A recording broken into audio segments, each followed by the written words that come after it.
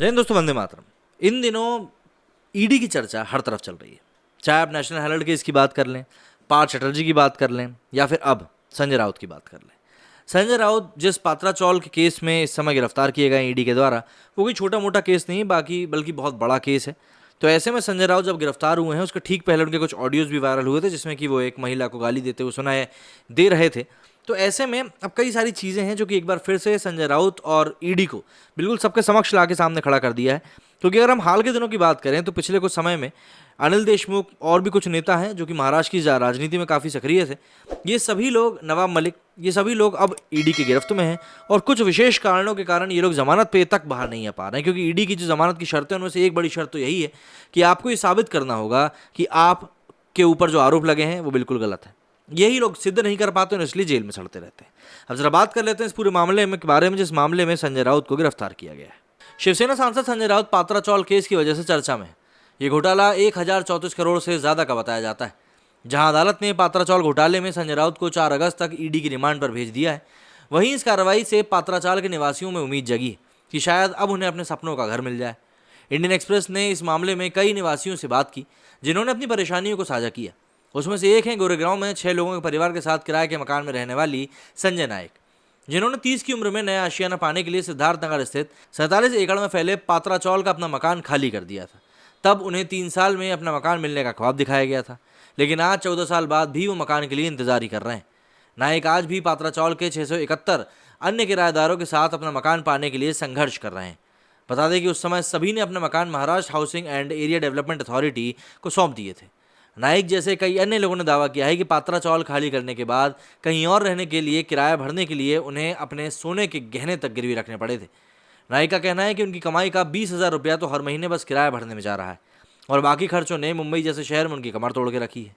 उनका कहना है कि अगर परियोजना में देरी हुई तो हमें वो किराया भी नहीं मिल रहा जो हमसे वादा किया गया था। पात्रा चौल के निवासियों का कहना है कि समझौते के अनुसार डेवलपर को सभी 672 किराएदारों को हर महीने परियोजना के पूरे होने तक किराए का भुगतान करना था, जबकि किराए का भुगतान केवल 2014-15 तक ही किया गया। बाद में ये पूरी परियोजना जीएपीसीएल से जुड़े घोटाले की वजह से 6 साल से अधिक समय तक रोक दी गई। इसके बाद फरवरी 2022 में फिर से इस परियोजना पर काम शुरू हो सका। वहीं अभी भी पात्रा चौल की जगह पर आवासीय परियोजना पर निर्माण के कोई संकेत नजर नहीं आ रहे हैं। तस्वीरों में वहां बैरिकेड्स नजर आते हैं। चौल की सहकारी समिति के किराएदार व सदस्य नरेश सावंत ने इंडियन एक्सप्रेस को बताया कि सैकड़ों परिवार जो चौल में रहते थे वे मुंबई महानगर क्षेत्र में फैले गए हैं। हर रोज लंबी यात्रा करने को मजबूर हैं, क्योंकि यहाँ मुंबई में एक कमरे के मकान का भी किराया 20,000 से ज़्यादा है, जिसको सब लोग उठा नहीं सकते। इसलिए सब बहुत दूर दूर बिखर गए हैं, जैसे विरार, वसई, नाला सोपारा, कल्याण, डोंबिवली और नवी मुंबई।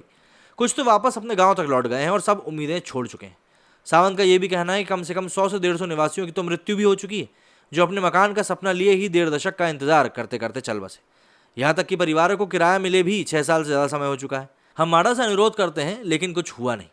उन्होंने बताया कि जब तत्कालीन मुख्यमंत्री उद्धव ठाकरे ने परियोजना पर फरवरी 2021 में फिर से काम शुरू किया था, तब राज्य सरकार ने घोषणा करी थी कि वो मार्च से किराया देना शुरू करेगी। अब तो अगस्त 2022 आ गया है, लेकिन अभी तक कोई किराया नहीं मिल सका है। उनका कहना है कि अपना घर ना होने से कई लोगों की तो शादी भी नहीं हुई, क्योंकि शादी के मामले में लोग जानना चाहते हैं कि दूल्हे के पास आखिर क्या है, उसका अपना घर है या नहीं। हमारे मामले में हमारे पास घर तो है, लेकिन हम उसको दिखा नहीं सकते। इस घोटाले की शुरुआत साल 2007 में हुई थी, जब Maharashtra housing area development authority माडा की 47 एकड़ जमीन पर 672 किराएदार रहते थे।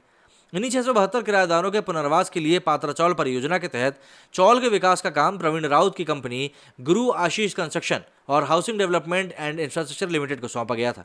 कॉन्ट्रैक्ट में कहा गया था कि 47 एकड़ पर जो बिल्डिंग बनेगी उसके 672 फ्लैट चौल के किराएदारों को देने होंगे और 3,000 फ्लैट माडा के हैंडओवर करने होंगे। बाद में जमीन बचेगी उसे बेचने और विकसित करने के लिए भी अनुमति जरूरी होगी। अब चौल विकास के कॉन्ट्रैक्ट में सब चीजें तय थी, लेकिन घोटाले की शुरुआत तब हुई जब कंपनी ने ना तो इस जगह का विकास किया और ना किराएदारों को मकान दिए और ना ही माडा को फ्लैट हैंडओवर किए।